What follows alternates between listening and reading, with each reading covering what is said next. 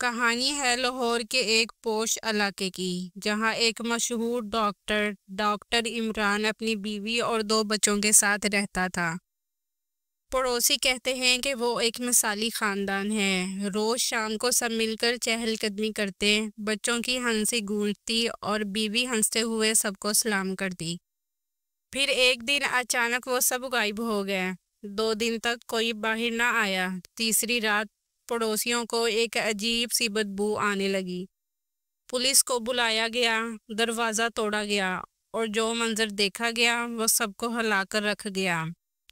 Doctor Imran کا خون میں لت پت جسم بیڈ پر پڑا تھا، بیوی کی لاش باتھ ٹب میں اور دونوں بچوں کی لاشیں کچن کے فرش پر ملی۔ ہر ایک کے جسم پر تیز دھار آلے کے نشان تھے۔ تفتیش شروع ہوئی اور جو سچ سامنے آیا وہ اور بھی بھیانک تھا۔ ڈاکٹر عمران پر کروڑوں روپے کا قرض تھا۔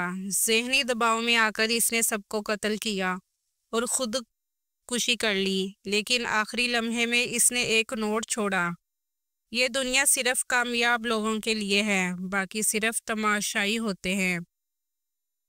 کبھی کبھی بند دروازے کے پیچھے ہنستے چہرے بھی روتے ہوئے ہوتے ہیں۔